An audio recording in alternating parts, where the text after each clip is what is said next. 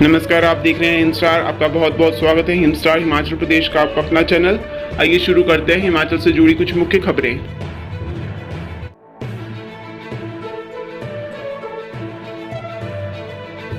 सुक्खू सरकार के जी का जंजाल बना सीमेंट विवाद। 46 दिन से ट्रक ऑपरेटर सड़कों पर।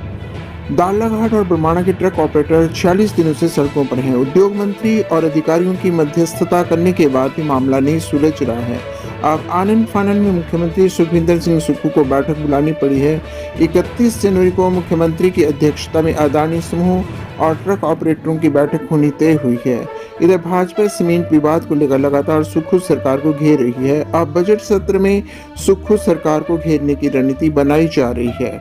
सरकार ने प्रदेश में सीमेंट उद्योग स्थापित करने के लिए खनन को पट्टे पर जमीन दे रखी है। सीमेंट उद्योगों को यह जमीन स्थानीय लोगों से लेकर दी गई है ताकि उद्योगों को कच्चा माल खासकर खनिज जुटाने में परेशानी न हो। इसके अलावा सीमेंट उद्योगों को दूसरे राज्यों से सस्ती बिजली और पानी सहित अन्य रियायतें भी उपलब्ध कराई गई हैं। सीमेंट ढुलाई के रेट कम करने को लेकर जिस तरह कंपनी प्रबंधन ने अपना अड़ियल रवैया अपना रखा है, उससे ट्रक यूनियनों के साथ टकराव की स्थिति बनी हुई है। उच्च स्तरीय कमेटी और उद्योग मंत्री ट्रक मालिकों और सीमेंट प्लांट प्रबंधन के बीच समझौता नहीं करा पाए हैं। अब मुख्यमंत्री ने सीमेंट विवाद सुलझाने को 31 जनवरी को ट्रक मालिकों और सीमेंट प्लांट प्रबंधन को वार्ता के लिए शिमला बुलाया है। हालांकि दालाघाट ट्रक यूनियनों के साझी मंच के सदस्य रामकृष्ण शर्मा कहते हैं कि उनके प्रतिनिधियों को अभी तक सरकार ने बुलावा नहीं मिला है।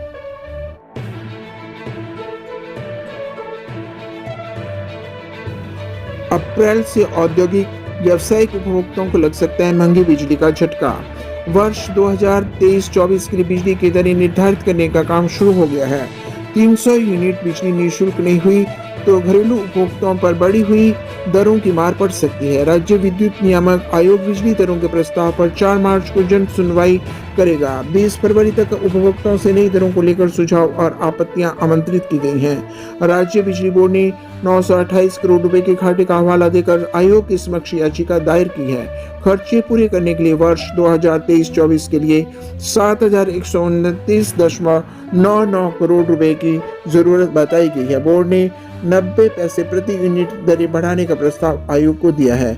आयोग साल 2023-24 के लिए बिजली दरें तय करने से पहले जनता की राय लेगा। इसके लिए 4 मार्च को आयोग के कसुम्पटी स्थित कार्यालय में जन सुनवाई होगी। आयोग ने स्पष्ट किया है कि हिंदी और अंग्रेजी भाषा में सुझाव आपत्तियां दी जा सकती हैं। बिजली बोर्ड सुझाव आपत्तियों का 25 फरवरी तक लोगों को जवाब देगा। बोर्ड के जवाब से असंतुष्ट लोग 1 मार्च तक दोबारा अपनी बात रख सकेंगे। उधर कांग्रेस ने विधानसभा चुनाव के दौरान घरेलू उपभोक्ताओं को प्रतिमाह 300 यूनिट तक निःशुल्क बिजली देने की घोषणा की है। पूर्व सरकार के समय से 125 यूनिट तक घरेलू उपभोक्ताओं को अभी निःशुल्क बिजली मिल रही है।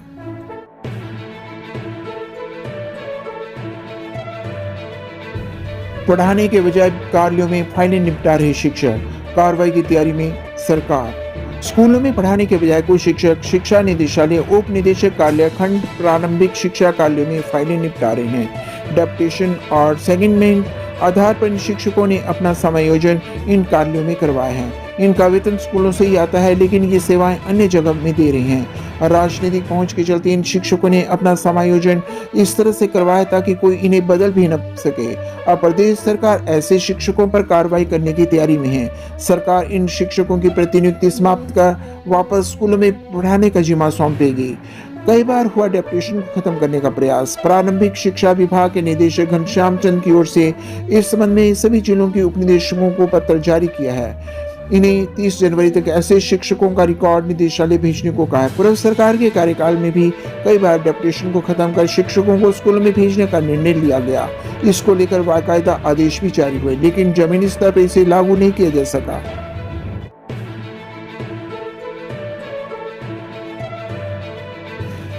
हमीरपुर में गाड़ी से 68.68 लाख रुपए बरामद। पालमपुर से चंडीगढ़ जा रहा था चालक।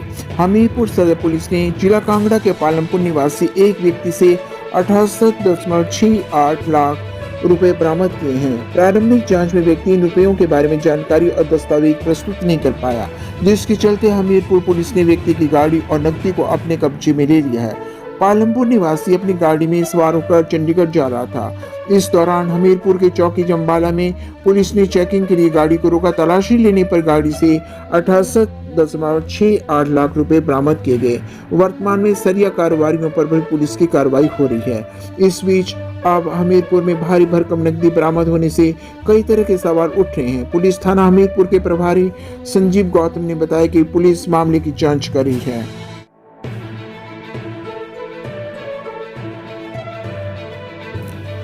आईजीएमसी और चिमियाना के 171 डॉक्टर कल से छुट्टी पर 9 मार्च को लौटेंगे। आईजीएमसी और अटल सुपर स्पेशलिटी आयुर्विज्ञान संस्थान चिमियाना के डॉक्टर कल से दूसरे हाफ के अवकाश पर जाएंगे। करीब 36 विभागों के 171 डॉक्टर 9 मार्च तक अवकाश पर रहेंगे। हालांकि दूसरी ओर आज से पहले हाफ में छुट्टियों पर गए डॉक्टर ड्यूटी पर लौट आएंगे। अस्पताल में इन डॉक्टरों का ये कॉमन डे होगा। यह अन्य चिकित्सकों की तरह काम संभालेंगे। इंदिरा गांधी मेडिकल कॉलेज एवं अस्पताल और अटल सुपर स्पेशलिटी आयुर्विज्ञान संस्थान चिमियाना के डॉक्टरों के सोमवार से अवकाश पर रहने के कारण मरीज परेशान हो सकते हैं। अब तक मरीज जिन पुराने डॉक्टरों से मरीज उपचार करवा रहे थे वो आज से नहीं मिलेंगे। हालांकि 2 चरणों में चलने वाले डॉक्टरों के इस अवकाश के कारण पूरे प्रदेश भर से इलाज करवाने आए मरीज परेशान हो रहे हैं। 2 चरणों में चलने वाली इन छुट्टियों में 38 दिनों तक चिकित्सक अवकाश पर रहते हैं। Doctor J K. Mokta, doctor Madan Kaushik, doctor Pramod Jari, doctor Satish Kumar, doctor Vikas Sharma, doctor Ushendra Sharma, doctor Sanjay Rathore, doctor Sonia Kashyap, doctor Akhil, doctor Nihal Chand इन विभागों के चिकित्सक रहेंगे अवकाश पर। मेडिसिन विभाग, बाल रोग विभाग डॉक्टर राकेश शर्मा, डॉक्टर मंगला सूद, डॉक्टर पंचम, डॉक्टर बी.आर. ठाकुर, डॉक्टर चंपा पवार, डॉक्टर विपिन घोष, डॉक्टर अंकुर, डॉक्टर कनिका, डॉक्टर अभिनंदन।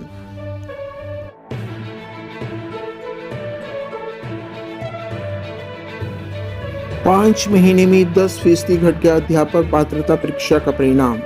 हिमाचल प्रदेश स्कूल शिक्षा बोर्ड की ओर से घोषित अध्यापक पात्रता परीक्षा टेट का परिणाम 5 माह पहले निकाले गए रिजल्ट की अपेक्षा 10% कम रहा है। सितंबर 2022 में 8 विषयों की अध्यापक पात्रता परीक्षा का परिणाम 25.95% रहा था। इस बार घोषित 7 विषयों का परिणाम 15.15 पर अटक गया है। सबसे कम परिणाम टीजीटी आर्ट्स में दर्ज किया गया है। भाषा अध्यापक का परिणाम भी संतोषजनक नहीं रहा है। पंजाबी विषय के अध्यापक पात्रता परीक्षा का परिणाम इस बार 9.21% अधिक रहा है। हिमाचल प्रदेश स्कूल शिक्षा बोर्ड ने दिसंबर में 7 विषयों की अध्यापक पात्रता परीक्षा ली थी। इस बार यह परिणाम 15.15% रहा है। सितंबर 2022 में स्कूल शिक्षा बोर्ड की ओर से घोषित टेट का परिणाम 25.85% रहा था। इस बार घोषित परिणाम सितंबर 2022 की अपेक्षा 10% से कम है। सितंबर 2022 में घोषित परिणाम का दौरान 48,345 अभ्यर्थियों ने आवेदन किया था। इनमें 44,142 अभ्यर्थी अपीयर हुए थे, जबकि 4,203 अभ्यर्थियों ने परीक्षा नहीं दी थी।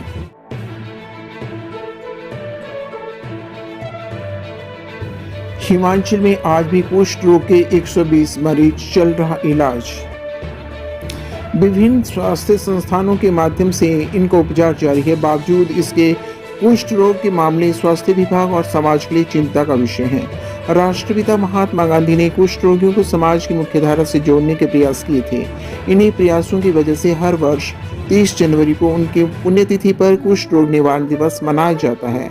कुष्ठ एक पुराना और संक्रमण रोग है।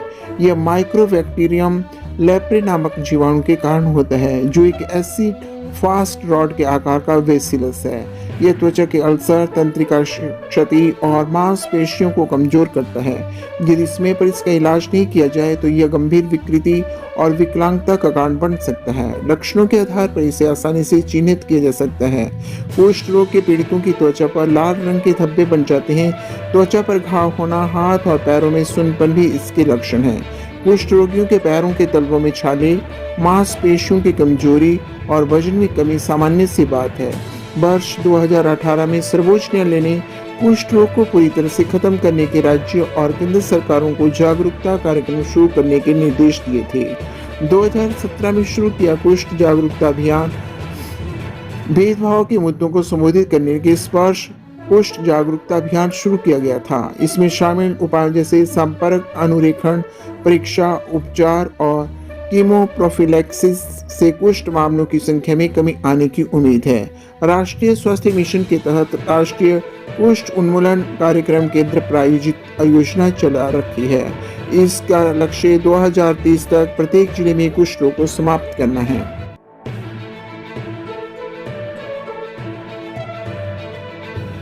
हजारों लोग मांग रहे मनरेगा में काम, ग्राम पंचायतों का इनकार।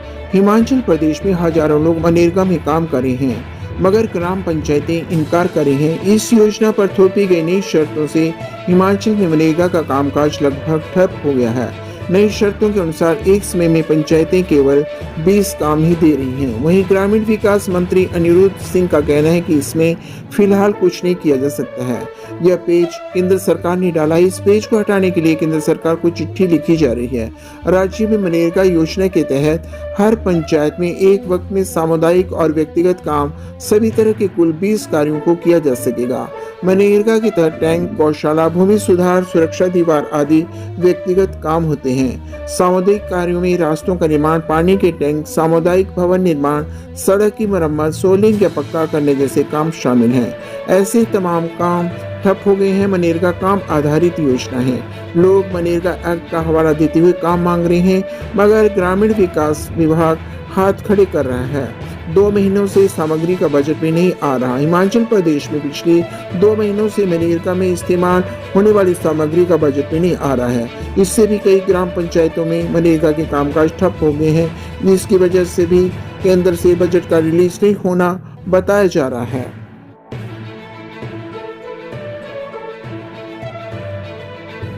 मंडी के बाद अब पूरे प्रदेश में स्वास्थ्य सेवाएं देगा ड्रोन।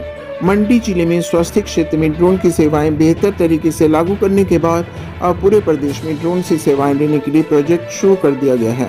इसके लिए अब बीटॉल ड्रोन का इस्तेमाल किया जाएगा, जो कि लंबी दूरी की उड़ानें भरने में सक्षम है। यह करीब 300 किलोमीटर तक की दूरी तय करने में कारगर है। ये ड्रोन आने वाले 1 सप्ताह के भीतर मंडी से कुल्लू, हमीरपुर और शिमला के रामपुर तक स्वास्थ्य क्षेत्र में वैक्सीन, दवाइयां, खून के सैंपल और टेस्ट रिपोर्ट सहित अन्य सामग्री के आदान प्रदान करने में प्रयोग किया जाएगा। इसके लिए स्वास्थ्य विभाग मंडी ने सभी तैयारियों को पूरा कर लिया है, क्योंकि हिमाचल प्रदेश को ड्रोन टेक्नोलॉजी का विभिन्न कार्यों व विभाग में प्रयोग करने का पूरे देश में श्रेय है। ऐसे में जिला मंडी से ही स्वास्थ्य क्षेत्र में ड्रोन के प्रयोग को सफलता मिली है। मंडी को इस प्रोजेक्ट का पूरा कार्यभार मिला है। प्रोजेक्ट के संयोजक एवं कार्यक्रम अधिकारी डॉक्टर विशाल ने बताया कि 1 सप्ताह के भीतर अंतर जिला में ड्रोन का प्रयोग दवाइयां, सैंपल, टेस्ट रिपोर्ट सहित अन्य सामग्री लाने और ले जाने में किया जाएगा। वहीं सीएमओ मंडी डॉक्टर देवेंद्र ने कहा कि जिले में ड्रोन का प्रयोग किया जा रहा है और इस प्रोजेक्ट को पूरे प्रदेश में शुरू किया जा रहा है। इससे मरीजों को बेहतर और कम समय में सेवाएं मिलेंगी।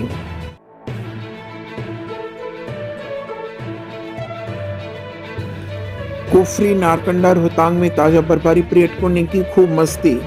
ऑरेंज अलर्ट के बीच हिमाचल प्रदेश में बारिश बर्फबारी का दौर जारी है। रोहतांग और स्पीति घाटी बर्फ से लकदक हो गई है। शिमला के जाखू में हल्की बर्फबारी हुई है।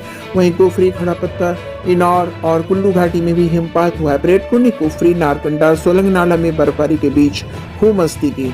राजधानी शिमला सहित प्रदेश के अधिकांश मैदानी क्षेत्रों में रविवार रात से बारिश का दौर जारी है। शिमला के नारकंडा में ताजा हिमपात होने से NH5 पर यातायात ठप हो गया है। प्रदेश में आज भी भारी बारिश बर्फबारी का ऑरेंज अलर्ट जारी किया गया है। 1 फरवरी तक मौसम खराब रहने के आसार हैं। वहीं बारिश बर्फबारी से लोगों की दुश्वारियां बढ़ गई हैं। बर्फबारी के चलते 3 नेशनल हाईवेज में 481 सड़कों पर आवाजाही ठप हो गई है। लाहौल स्पीति जिले में सबसे ज्यादा 177 सड़कों पर आवाजाही बंद है। चंबा जिले में 14, किन्नौर में 72, कांगड़ा में 2, कुल्लू में 1, मंडी में 19, सिरमौर में 6 और शिमला में 190 सड़कें अवरुद्ध हैं। प्रदेश भर में 2223 बिजली ट्रांसफार्मर ठप हो गए हैं। बिजली ट्रांसफार्मर ठप होने से हजारों गांव अंधेरे में डूब गए। चंबा जिले में 137, किन्नौर में 272, कुल्लू जिले में 232, लाहौल स्पीति में 130, मंडी में 327, शिमला में 610, सिरमौर में 444 और ऊना में 71 बिजली ट्रांसफार्मर ठप हैं। हिमाचल की हर खबर पाने के लिए हिंदस्टार से जुड़ें।